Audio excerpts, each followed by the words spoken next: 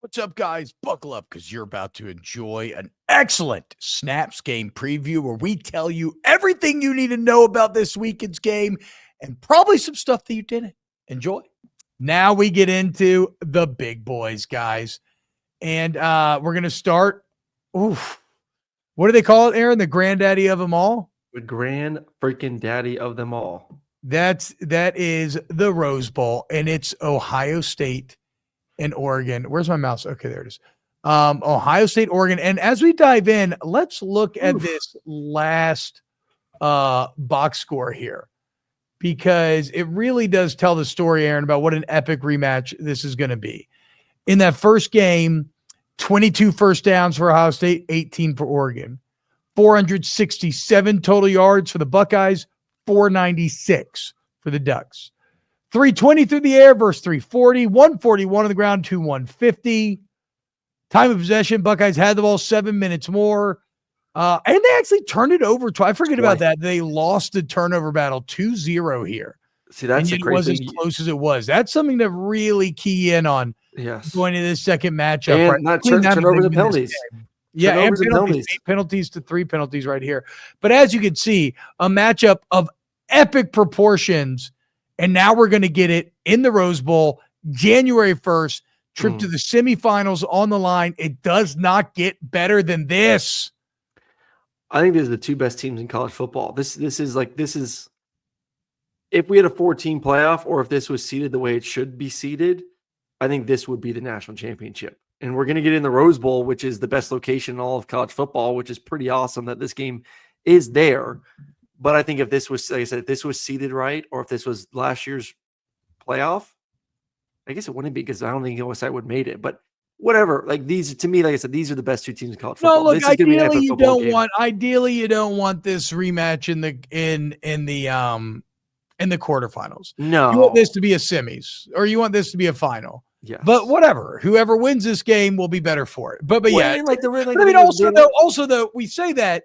But having it on New Year's Day at the Rose Bowl is pretty fucking awesome. That's what I'm saying. Like, we're getting this game in the Rose Bowl, which we all know is the best location for any of these games. Like, I'm not mad about it. Like, I think this is awesome. And for Oregon fans and those that want to bitch and moan, like I brought up many of times just to bring up the fact that, oh my God, Penn State got to play SMU, then Boise State, then gets to either play Georgia with a brand new quarterback or Notre Dame to get to Natty, and we have to face Ohio State and then probably Texas to get to the Natty. But you know what? You're going to have to win games to win it all anyways. So at some point, you're probably going to have to face Ohio State. Why not see if you can knock them out now and be done with it? It's going to be an epic football game. This is going to be a game that will be just as good as the first go-around. I just think, unlike Georgia-Texas, where Georgia won both times, I think Ohio State gets the better of Oregon this one. I think Ohio State's a better roster. I think Ohio State should have won that first game, and they didn't. Good for Oregon. What do you mean by should have, though? You're saying like because the mistakes that Ohio State made, like they shot themselves in the foot? They were in field goal range to win the football game, and he still has to make the field goal. I get it. And then they get an offensive pass interference on a very questionable call that pushed them out of field goal range. Yeah, that's from the freshman receiver. So to me, they should have had at least a mid-range field goal, a 40-yard field goal to win the game. In Eugene. Yeah. All right. That's fair. That's fair. So I agree. I want to talk about the players, but from a theme standpoint, I agree that it's very hard not to love the Buckeyes here. For the reasons you said about how the last game went. It's also hard to beat a good team twice. It's not going to be an Autzen this time. It's neutral. And Aaron, they're hot and confident after last game. And it's funny, Oregon now finds themselves in kind of that classic NBA conundrum, right? Where one team sweeps, the other team gets into a 7-game battle of a series. Well, who actually is that better for? Is Oregon rested or are they rusty? Because I'll tell you this, Ohio State probably fucking loves the fact that they had a game in between Michigan and the playoffs with which to wash that bad taste out of their mouth. Like, you want to talk about revitalizing a team, a fan base, everything.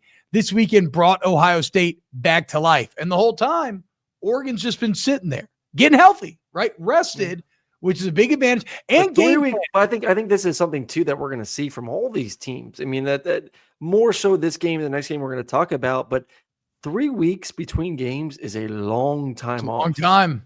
It's a long time off. And you could say, like, oh, well, these teams had 3 weeks off before their first round game. Like Ohio State had 3 weeks off. I get that. But like they were going against teams that all those teams in the first round were going against teams that they were roster wise better than. Now we're going to get to the point where rosters are similar.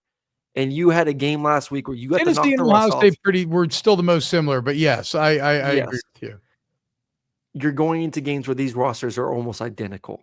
Very, very close and comparable when it comes to overall talent, man on man, kind of thing. And you have a team coming off a big win a week ago that has that rust knocked off against another team that's been off for 3 weeks.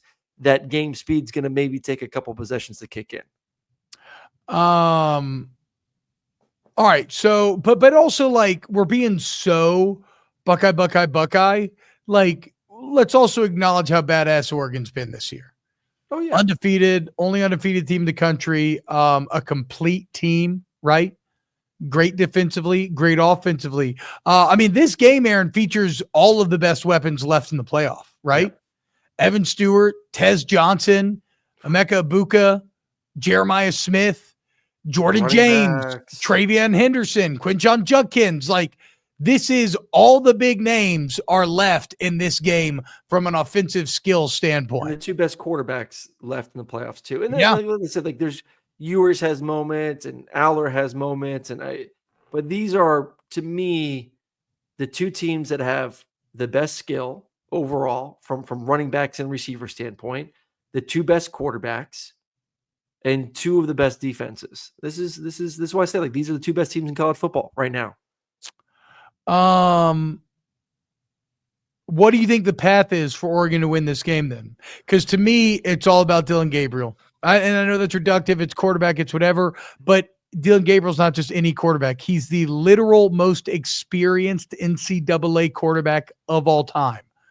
Most starts. Doesn't he now have the most touchdowns accounted for in NCAA history as well? This dude has been into... well, I would say he's been to every setting, but I guess he's never won a championship. But still, this dude's played more football than any quarterback that we've ever seen, literally. Yep. We've ever seen on the college level. He has to show up and find a way to unlock this very good Ohio State defense. And honestly, how they can make it easier on him is how they did in game number 1 with Jordan James having a huge game on the ground to set him up. But yeah, Gabriel just making crazy plays like he did Texas last year in the Triple R. Like that's how they win this game. I think Dillon gets a couple big runs too. I mean, go back to that game versus Texas, and what helped propel Oklahoma to the win was Dillon Gabriel's legs, his ability to run the football, his ability to extend drives, his ability to keep Texas off the field. Same thing's gonna happen in this game. Can they keep Ohio State off the field? And then I think the one of the reasons why Ohio State looked as dominant as they did versus Tennessee was their run game. Was how good Travion looked, how fast and explosive he looked. And we said it after the game. He made Tennessee's defense look slow. And then Judkins is Judkins. So, you brought up the stats with Oregon not being very good to stop the run. First game, they gave up 141 yards rushing. So like, can Ohio State be that balanced in round 2? Can they be as balanced as they were last week versus Tennessee? Because at times this year, obviously, we know Ohio State has been very dependent on the pass game. The thing about that round 1 matchup that does fascinate me, the balance from both teams, kind of unreal. 35 pass attempts, 326 for Ohio State. Yep. 34 pass attempts, 341 for Oregon. On the ground, 33 attempts, 141 for Ohio State. For Oregon, 31, 155. So like it was damn near perfect offensive football last round. So I guess the other question is like, does Dan, because this is something I want to talk about Georgia too. Yeah. Now, granted, Ohio State has the advantage of playing, so now they're confident, they're feeling good, they're hot. But does Dan Lanning give an advantage in that basically they've been game playing Ohio State for 3 weeks now? I'm sure they were also committing some to Tennessee, but the vast majority and they already had a bunch done. So maybe it actually takes away from some of the potential advantage there. Like, how do you feel about Dan Lanning having multiple weeks to get ready for Ohio State? I mean, it's obviously a big advantage to have that opportunity. But again, these games are 10 days apart, not 7 days apart or 6 days apart. Go back to last year, Oregon versus Washington. Washington wins 36-33. What did I feel like? Oh, advantage to Oregon. Same thing we're talking about now. Yeah. They're gonna get the rematch, and then Washington goes out there and wins in the second round by 3 points as well. So it goes to like, can Dan do it again versus the rematch? Can he be more successful? Well, he wasn't that last year versus Washington. Washington had a very similar game week one, or the first time they played, to the second time they played. So that goes to both. I always talk about, like, can a good team win back both times? Like, yeah, there's no doubt Oregon can win this game. Washington proved it last year. They could be the same team twice. Georgia proved it this year. They can beat the same team twice in a given season, even though both teams are elite. I just think overall roster, Ohio State's a better roster. If they can clean up the turnovers, I think that's a big difference in the first game too. Turnovers, penalties, and obviously major advantage being in Eugene for the Ducks in both those categories, especially when it comes to penalties. That's a big difference in the game that Ohio State would have won the football game. I am okay. Time to make a pick. I've thought about a lot, and after talking about everything here, I am going to side with Oregon. I'm going to side with the regular season sample size of them going undefeated. I'm going to kind of naturally I'm naturally kind of pushing back against a lot of my prisoner of the moment instincts here after how good Ohio State looked. And ultimately, the same way that I sided with Will Howard over Nico Iamaleava, I'm going to side with Dylan Gabriel over Will Howard. And I'll take Oregon to win a close rematch.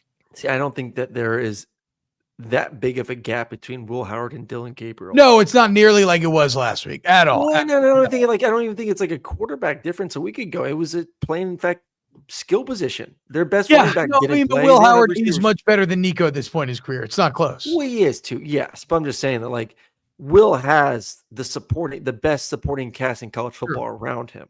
True.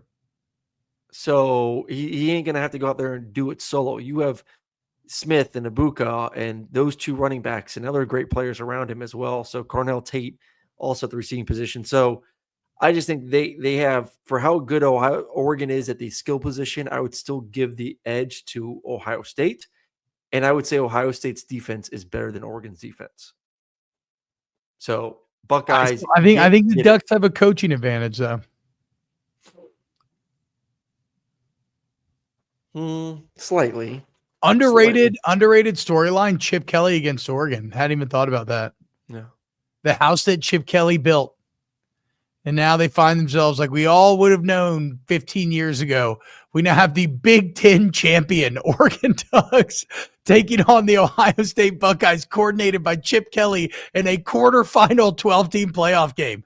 Good God, man. Things have changed. Oh, well, I'd say that was informative and fun. If you agree, please hit the like button, sub, and we'll see you next time for some more snaps.